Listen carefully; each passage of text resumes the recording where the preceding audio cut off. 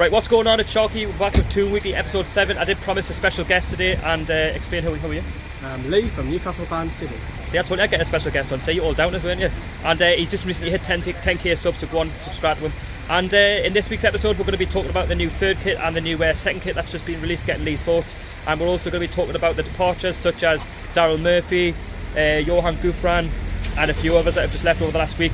Then we're also going to be touching upon the new signings, so we're going to be talking about Jacob Murphy and Javier Manquillo. Also talking about our second pre-season friendly against Preston, where we drew 1-1, and then touched upon the Brentford game, which will be on Wednesday. So whenever you see this, it'll be tomorrow. So anyway, Lee, let's move on to the kits. So obviously the second and third kit's just been released in the last week. What's your thoughts on it? I like the third one. I think the third one's really nice black colour. I think that'll go well if we're wearing all black. I think the second one's got quite a lot of criticism, I feel, because it's still a nice kit. It's not as good as the other two, personally, for me. I love all the kits, to be fair. I just think it's been classed as the worst one because the third kit's a lot better. And obviously the second one, like the one that you're wearing currently, they're nice kits, aren't they? I still give the blue one a good 7 out of 10. Yeah, I would agree. It's a nice kit. To be fair, if it wasn't for the third kit, I would have probably bought it. But obviously you can't have all the kits. It's quite a lot of money. But again, where would you rank the three kits? Well, out of 10? Out of three. So what's your best one? And obviously your worst one being your third. The black one's the nicest, and the blue one is going to get the worst one, but it's still a good 7 out of 10. Right, that's my thoughts as well. The same thing. Obviously, I've got the third kit. I like the third kit. Then obviously the second kit. Then, yeah, okay. Anyway, you get the gist. Anyway, so we're going to move on to the new signings. So obviously we've just signed Jacob Murphy from Norwich for £12.7 million, and that was obviously announced on Thursday. What's your thoughts? I think it's good that Matt Ritchie's got a bit of a competition because he needed it. It's also good that both of them, him and Ritchie, can play on the left, which will give Atsu and Aaron's even competition on the left side, because there's not necessarily that Murphy's going to play on the right wing. I think it's about right the price for an English talent who's 22, can go and progress. Hopefully that's what we're hoping for as Newcastle fans, that he beds in nice and easily, and I think he will because he loves the club. He's left his brother down in Norwich, but I think it's good signing. It's not like a marquee, like wow, but we've just come up. We've just literally been promoted. I mean, he's a lad with potential, isn't he? I mean, Norwich fans were raving on about him, and obviously he's definitely a step up from Gouffran, who's just obviously left for Gus Tepe. So do you think he's a one step up? I think he's a one to work with in the future, isn't he? I think Rafael's probably still want another winger ring because of Aaron's injury concerns. So I think that's why we're being heavily linked to Shea Ojo a lot of the time. But with those four wingers, I'm fairly content, I would say. Honestly, I think it's a brilliant signing. Obviously, like a lot of our signings have a lot of controversy. And talk about a controversial signing, Javier Manquillo, who was playing for rival Sunderland last season. What's your thoughts on him? That was announced on Friday. What's your thoughts? Squad player at the best. I think the question I've got to put into it, is he better than Vernon Anita? No is the answer in my opinion, but he's probably on a lot cheaper wages than Vernon Anita, because Anita was on something like 40k. Whereas Manquillo was probably on something like 20, 25 tops. But you know, he can play on the left as well, play on left back. But because we've got a problem there with injuries, with like Haidar, Al-Azhar, and then on the right flank, you know, Gamez and Sterry's probably going to go out on loan. So it's a good squad player, but I'm not thrilled by it. No Oscars at the end of the season. Yeah, I have to be happy with it. It's a new player, and it's obviously not. Don't guys, I like Vernon. I wish him all the best at Leeds United, and like I say, yes, he's played for Sunderland, but it doesn't really matter. He's got the Premier League. He's got the Premier League experience. He's going to give that competition to Yedlin, isn't he? Like I've mentioned, and that's the most important thing. And you know, if Rafa can get the best out of him than Davy Moyes, then you know that's going to be a good thing for it. Do you know what I mean? It can only be it's not a bad thing. I think it's a good thing that he's buying players that.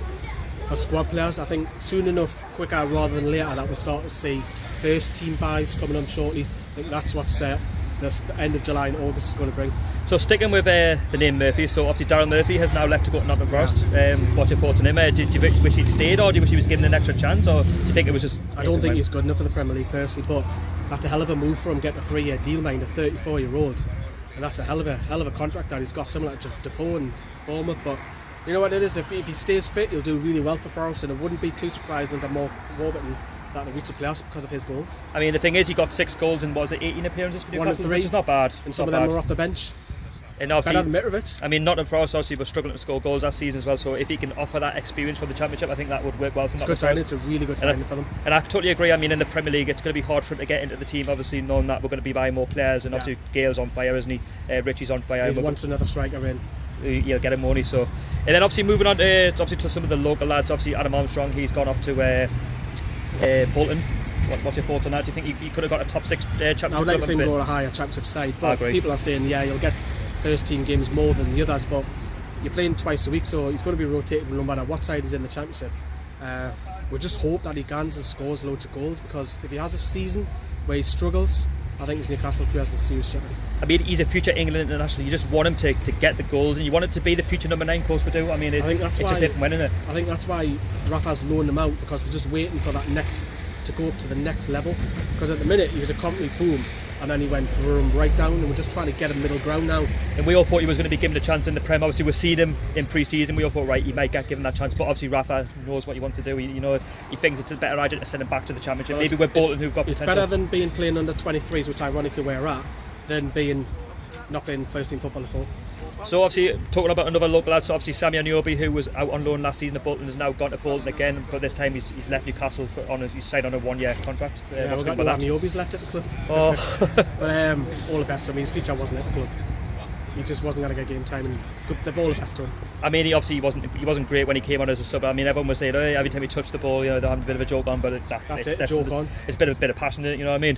So anyway, moving on. So obviously the second pre-season friendly of the season. So we went away to Preston North End. We drew 1-1. What's your thoughts? Obviously you win at the game. Obviously I was, yeah. but I think the result doesn't really matter. Whether we win 5-0 or lose 5-0, I think what you try and find out is your match fitness. You learn a few things. The negatives are, for me, the 4-2-3-1 formation. That needs to change. I think we need to get rid of that. Let's mix it up a little bit. Let's play wing backs. Let's play 2 up top. Let's experiment. But then again, probably haven't got the players to do that.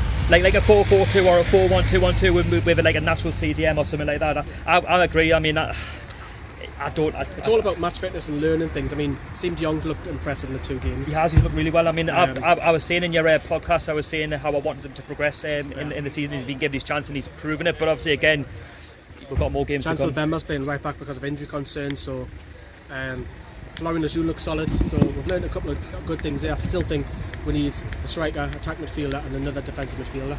So, like I say, 1-1. At the end of the day, we didn't lose the game. It was just a lapse of concentration. I think we need to man mark a bit more, try and take our chances. Communication with Lejeune and Hanley, wasn't it? I think as well, like taking your chances as well. Like, I mean, when Newcastle go on top, we seem to have a lot of chances, and all of a sudden we'll go back in our shell, and then again, but Mitrovic had a great game.